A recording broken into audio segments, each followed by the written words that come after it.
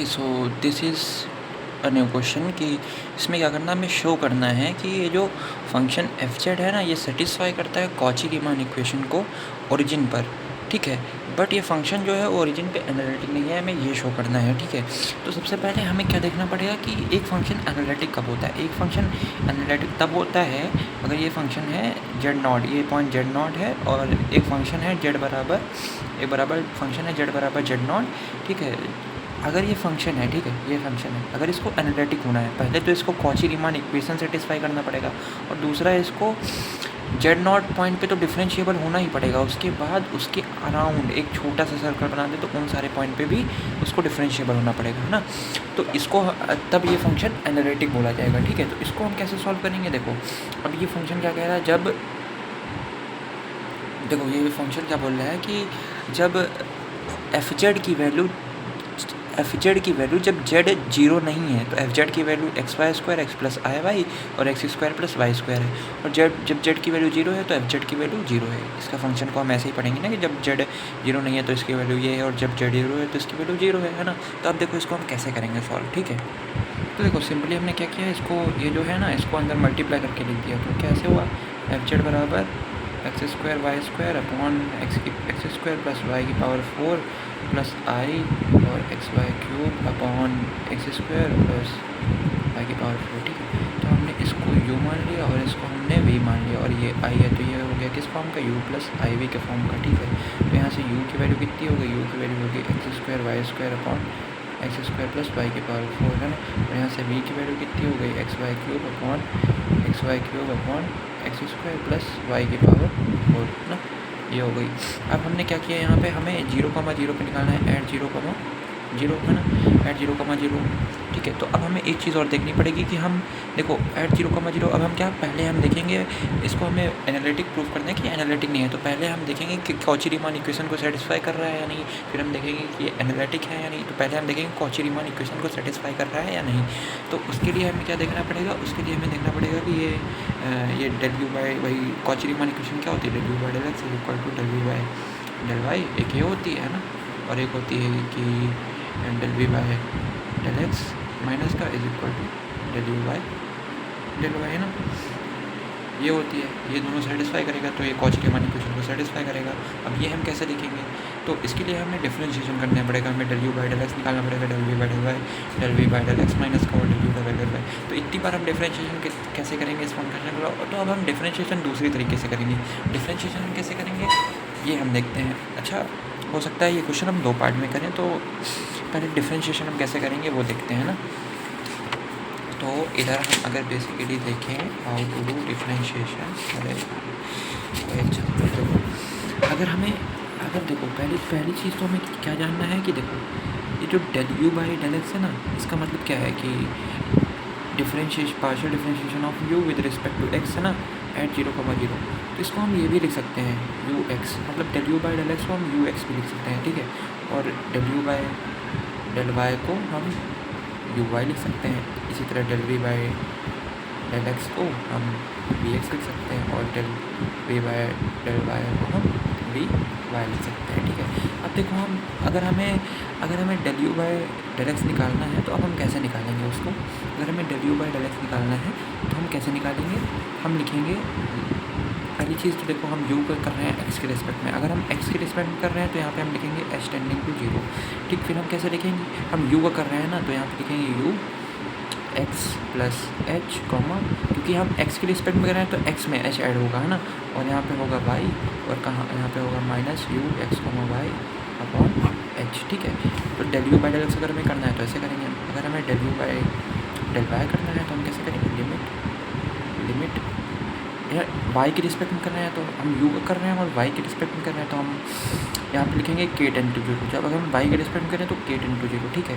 और यहाँ पे देखो क्या u के रिस्पेक्ट में कर रहे हैं ना, तो u है ना, और y के रिस्पेक्ट में कर रहे हैं तो y में इस बार k ऐड होगा, है ना, यहाँ पे x y प्लस के। देखो अगर हम y के रिस्पेक्ट में कर रहे हैं तो y में k ऐड हो रहा है, अगर हम x के रिस्पेक्ट में कर रहे हैं तो x में h ऐड हो रहा है, क्योंकि x के रिस्पेक्ट में कर रहे हैं तो यहाँ पे h ऐड कर यहाँ पे यूज़ कर रहे हैं, यहाँ y के रिस्पेक्ट में कर रहे हैं तो k यूज़ कर रहे हैं, u फंक्शन का कर रहे हैं तो यहाँ पे u लिखा है, और y के रिस्पेक्ट कर रहे हैं इसलिए y में k ऐड यूज़ कर रहे हैं ना, तो यहाँ पे u x y k, है ना।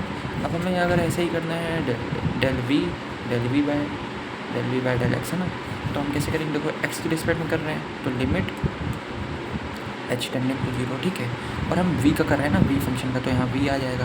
और देखो एक्स की रिस्पेक्ट में कर रहे हैं तो एक्स में एच ऐड हो जाएगा, कॉमा वाई और minus V X comma Y upon H है ना।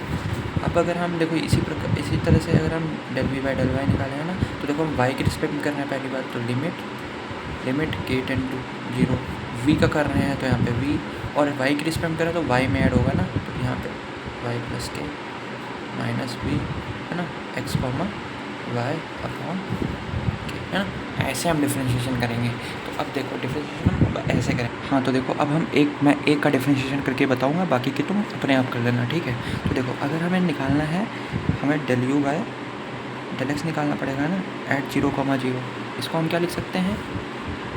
यू एक्स 0,0 लिख सकते हैं, ठीक है। तो देखो कैसे लिखेंगे? लिमिट, क्योंकि एक्स की रिस्पेक्ट कर रहे हैं तो एच टेंडिंग टू 0, ठीक है।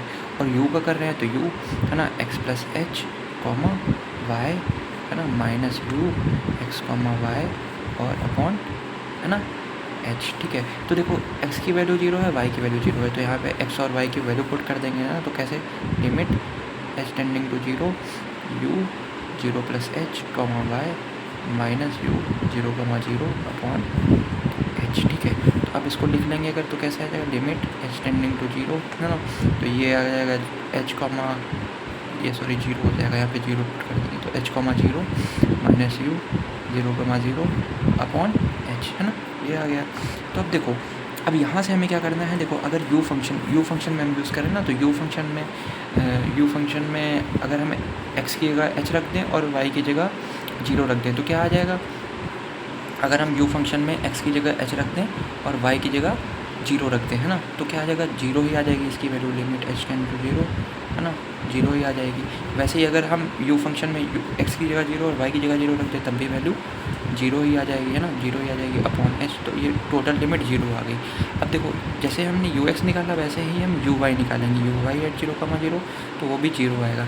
अब जैसे ही अगर हम ऐसे जैसे हमने अगर हम ऐसे ही वी एक्स निकालेंगे 0,0 पे, तो हम क्या लिखेंगे? देखो क्योंकि हम एक्स के रिस्पेक्ट में कर रहे हैं तो वी का कर रहे हैं है ना, एक्स के रिस्पेक्ट में कर रहे हैं तो हम यहाँ पे एच टेंडिंग टू 0 लिखेंगे, और वी के रिस्पेक्ट में कर रहे हैं तो वी, और यहाँ पे एक्स के रिस्पेक्ट में कर रहे हैं तो हम एक्स में ऐड कर देंगे ना, X plus H comma Y है ना minus V X comma Y और अपॉन के सॉरी एच, क्योंकि एच के रिस्पेक्ट में कर रहे हैं। अब यहाँ पे फिर 0,0 है तो सब जगह वैल्यू 0 रख दो है ना, लिमिट एच टेंडिंग टू 0, ठीक है।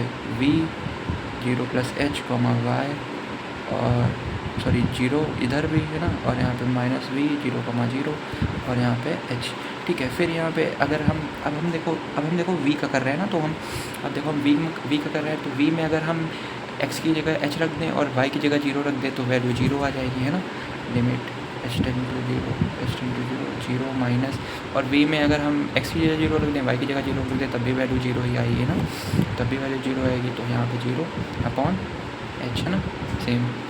तो ऐसा हुआ ना, यहाँ से भी ये 0 आया। इसी तरह अगर हम वी वाई निकालेंगे 0,0 पे तो ये भी 0 आएगा। अब देखो सारे 0 आ रहे हैं तो बेसिकली ये इक्वेशन सेटिस्फाई ही होंगी, क्योंकि सारे के सारे ही 0 हैं तो सारे के सारे इक्वल ही होंगे है ना। तो कॉची रीमान इक्वेशन, यहाँ से हमें ये पता चलता है कि कॉची रीमान इक्वेशन सेटिस्फाई हो रही है ना। तो अब इसके बाद हमने कॉची रीमान इक्वेशन तो सेटिस्फाई कर ली है ना, अब इसके बाद हमें डिफरेंशिएबिलिटी चेक करनी है। तो डिफरेंशिएबिलिटी हम कैसे चेक करते हैं सिंपली, तो ये मैं अभी दिखाता हूँ तुम्हें डिफरेंशिएबिलिटी कैसे चेक करते हैं, ये हम नेक्स्ट पार्ट में देखेंगे ना।